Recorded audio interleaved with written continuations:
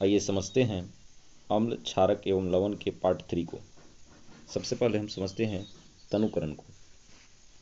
तनुकरण क्या होता है? जब अम्ल या क्षारक में जल की मात्रा मिला देते हैं तो प्रति इकाई अम्ल या क्षारक की सांद्रता में कमी आ जाती है। इसी प्रक्रिया को तनुकरण कहा जाता है। क्या कहा कि अम्ल या क्षार में जब जल मिला देते हैं तो प्रति इकाई मतलब प्रत्येक छोटे से भाग में अम्ल या क्षार का मात्रा में कमी आ जाती है, मतलब उसके आयन कम हो जाते हैं, अम्ल के या क्षार के आयन कम हो जाते हैं, तो जिससे उसकी सांद्रता कमी आ जाती है। इसी को हम तनुकरण कहते हैं। अब समझते हैं पीएच स्केल को। पीएच स्केल का पूरा नाम पोटेंज हाइड्रोनियम है। इसे पीएच से सूचक करते हैं, पोटेंज ऑफ हाइड्रोनियम, जिसे पीएच में पी से सूचक करते हैं पोटेंज को, जिसका अर्थ होता है शक्ति होता है, मतलब हाइड्रोजन आयन की कितनी शक्ति है इसको दर्शाता है pH scale. PH scale hydrogen और एवं क्षार को बतलाता है कितना प्रबल या विरल है। आइए समझते हैं आगे।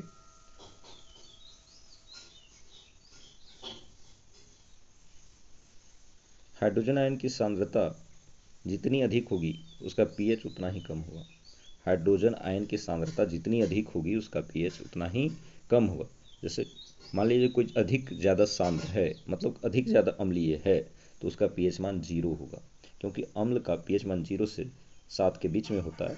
तो जितना ज़्यादा सांद्र होगा, मतलब जितना ज़्यादा H+ आयन होंगे जिस अम्ल में, जैसे HCl वगैरह हो गया, सल्फ्यूरिक एसिड, ये सब ज़्यादा H+ आयन उत्पन्न करते हैं, ज़्यादा अम्लीय है, तो इन लोग का पीएच मान 0 है, 0 पॉइंट समथिंग है, 0 से 1 के बीच में होता है लगभग। तो जो जितना ज़्यादा अम्लीय हो, जितना सांद्र हो, जितनी सांद्रता होगी उसका पीएच मान उतना ही कम होगा, और कम सांद्रता तो उसके पीएच मान ज़्यादा हो। ठीक। अब किसी भी उदासीन विलयन के लिए पीएच मान 7 होता है। उदासीन मतलब ना तो अम्ल है ना तो क्षार, तो 7 पीएच मान होता है उसका। जैसे जल का 7 होता है, लवण का 7 होता है। जिस विलयन का पीएच मान 7 से कम है उस विलयन को अम्लीय कहेंगे, जिसका 7 से कम है उसे अम्लीय कहेंगे, और 7 से 14 के बीच में है तो उसे क्षारीय कहेंगे। जिस विलयन का पीएच मान 7 से अधिक है यह विलयन क्षारीय होगा।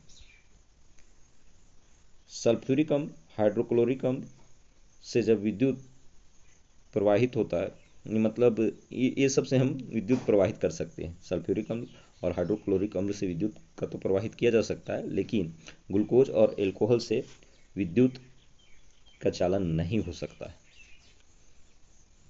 क्योंकि इस समय आयन उत्पन्न होते हैं और आयन उत्पन्न होने के कारण विद्युत प्रवाहित हो जाता है सल्फ्यूरिक अम्ल, हाइड्रोक्लोरिक अम्ल से। अब कुछ विलयनों के पीएच मान देखते हैं। तो जैसे जठर रस, जो हमारा आमाशय के द्वारा स्रावित होता है, जठर रस, उसका पीएच मान 1.2 है। इसी प्रकार से नींबू का रस 2.2 है, 2.2 है नींबू के रस का। और शुद्ध जल जिसका पीएच मान 7 है, यह उदासीन है। रक्त 7.4, इसका मतलब ये क्षारीय, 7.4 सच्चा, याद रखेंगे ट्रिक से, 7.4। नींबू 2.4 यानी 2.4, 2.4 नींबू। मिल्क ऑफ मैग्नीशिया MgOH2 का होल ट्वाइस, OH का whole twice, milk of magnesia, जिसे मैग्नीशिया का दूध भी कहा जाता है, इसका पीएच मान 10 है। यह दुर्बल क्षार होता है। सोडियम हाइड्रोक्साइड, जिसे कास्टिक सोडा भी कहते हैं, इसका पीएच मान 14 होता है, मतलब सबसे अधिक क्षारीय है। और हाइड्रोक्लोरिक अम्ल जिसका पीएच मान 0 होता है। ये महत्वपूर्ण कुछ विलयन है जिनका पीएच मान जाना। तो हम जानते हैं प्रबल अम्ल। प्रबल अम्ल यानी जो अधिक संख्या में H+ आयन उत्पन्न करने वाले अम्ल को प्रबल अम्ल कहेंगे। जैसे HCl, H2SO4, ये अधिक संख्या में H+ आयन उत्पन्न करते हैं। जब इनमें जल डाला जाता है इसमें, तो अधिक संख्या में H+ आयन उत्पन्न करते हैं। और दुर्बल अम्ल जो कम संख्या में H+ आयन उत्पन्न करते हैं, जो कम संख्या में H+ आयन उत्पन्न करते हैं उन्हें दुर्बल अम्ल कहते हैं। जैसे एसिटिक एसिड CH3COOH, ये किस में पाया जाता है? तो सिरका में पाया जाता है।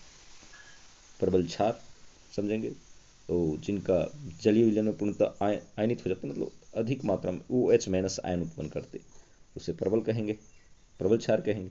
जैसे NaOH, KOH, तो ये प्रबल क्षार है। जबकि दुर्बल क्षार जो जल में आयनित नहीं होते हैं, मतलब OH आयन नहीं कम त्यागते हैं, जैसे अमोनियम हाइड्रोक्साइड, मैग्नीशियम हाइड्रोक्साइड, जिसे दुर्बल क्षार कहेंगे। मैग्नीशियम हाइड्रोक्साइड अभी हमने देखा था मिल्क ऑफ मैग्नीशिया, जिसका pH मान 10 होता है। और क्षारक किसे कहते, तो जल में घुलनशील क्षार किसे कहते, तो जल में घुलनशील क्षारक को क्षार कहते हैं।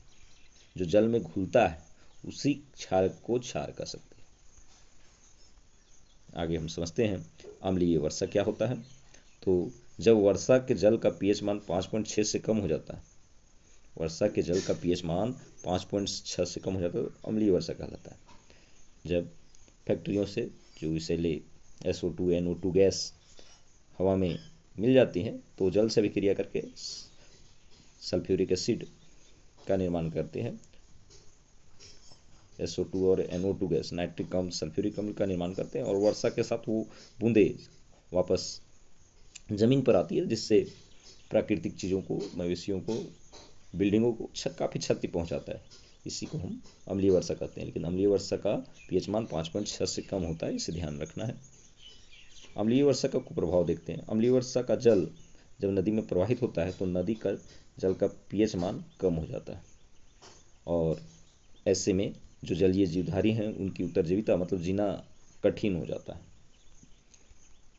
अम्लीय वर्षा के कारण ही संगमरमर से बना जो ताजमहल है, न केवल ताजमहल, ऐसे जितने भी बिल्डिंग है वो उनका रंग काला पड़ रहा है, क्योंकि कैल्शियम कार्बोनेट वर्षा में उपस्थित अम्ल से अभिक्रिया कर लेता है। जो संगमरमर है CaCO3, कैल्शियम कार्बोनेट, वो H2SO4, जो सल्फ्यूरिक एसिड जो आपका वर्षा में निहित है, उससे अभिक्रिया करके उसके संगमरमर के रंग को काला कर रहा है। तो ये हमने देखा। अब आगे समझेंगे अगले वीडियो में।